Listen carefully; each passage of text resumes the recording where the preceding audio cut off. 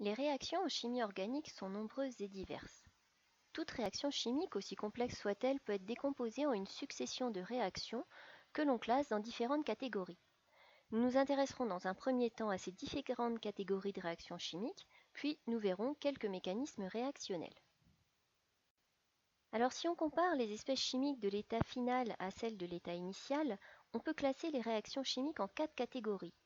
Les réactions d'addition, les réactions d'élimination, celles de substitution et enfin les réactions de réarrangement.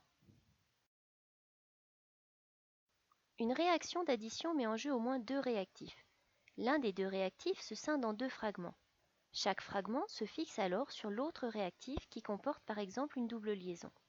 Le produit obtenu contient tous les atomes de tous les réactifs. Par exemple, en faisant réagir de l'éthène avec du chlorure d'hydrogène, on synthétise actuellement du chloroéthane. La petite molécule de chlorure d'hydrogène, HCl, se scinde en 2. L'atome d'hydrogène se fixe sur l'un des atomes de carbone de l'éthène et l'atome de chlore sur l'autre atome de carbone. À partir des 2 réactifs, on obtient un seul produit qui comporte tous les atomes qu'il y avait dans les réactifs. Une réaction d'addition peut aussi conduire à l'ouverture d'un cycle. Lors d'une réaction d'élimination, le réactif d'intérêt perd certains atomes. Il se forme alors un produit d'intérêt et un sous-produit. Par exemple, lors de sa déshydratation, l'éthanol peut perdre des atomes d'hydrogène et d'oxygène. Il se forme alors de l'éthène, qui a la même chaîne carbonée que l'éthanol, mais qui possède une double liaison. Il se forme également une molécule d'eau. Une réaction d'élimination peut aussi conduire à la formation d'une molécule cyclique, comme par exemple la molécule de cyclohexane.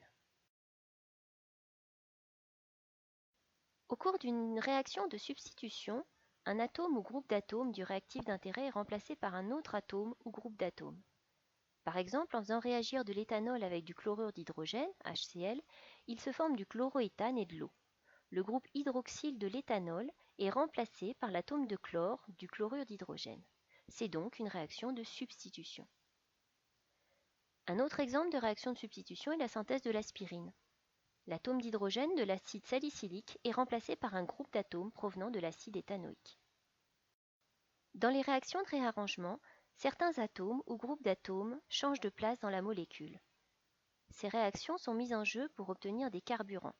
Par exemple, à partir de l'heptane que l'on trouve dans le pétrole, on peut obtenir 2 molécules ramifiées que l'on utilise dans les moteurs. L'heptane et les 2 autres molécules contiennent les mêmes atomes, ce sont des isomères. Toutes ces réactions chimiques, addition, élimination, substitution et réarrangement, mettent en jeu des mécanismes réactionnels bien précis. Chaque réaction résulte de l'interaction entre un site donneur d'électrons et un site accepteur d'électrons. Alors à quoi correspondent ces différents sites? Tout d'abord, les sites donneurs d'électrons. Alors un site donneur peut être de différentes natures. Ça peut être un atome qui porte un ou plusieurs doublés d'électrons non liants. Alors petit rappel, une molécule est constituée d'atomes qui sont liés entre eux par des liaisons covalentes. Ces liaisons covalentes sont aussi appelées des doublés liants. Elles résultent de la mise en commun de 2 électrons. Il existe un autre type de doublé dans une molécule, les doublés d'électrons non liants.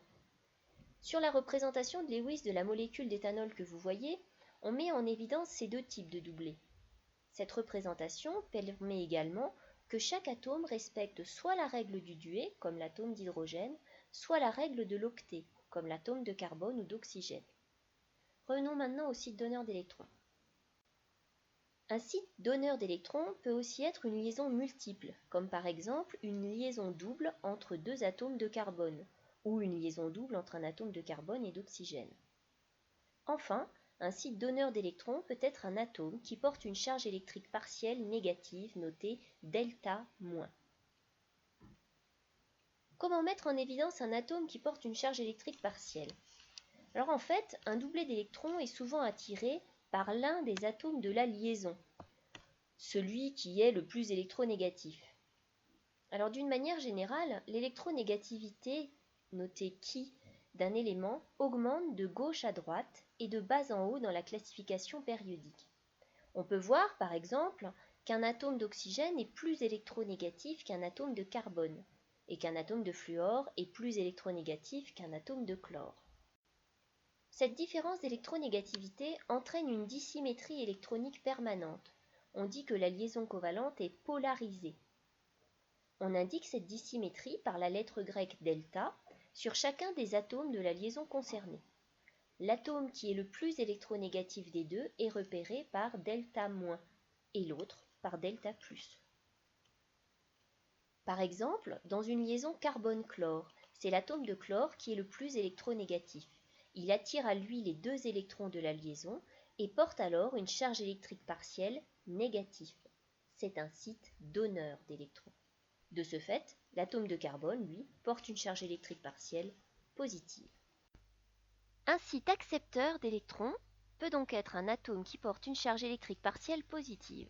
Cela peut également être un cation, comme par exemple l'ion oxonium. La présence de ces sites donneurs et accepteurs d'électrons explique la rupture et la formation de liaisons au cours d'une réaction chimique.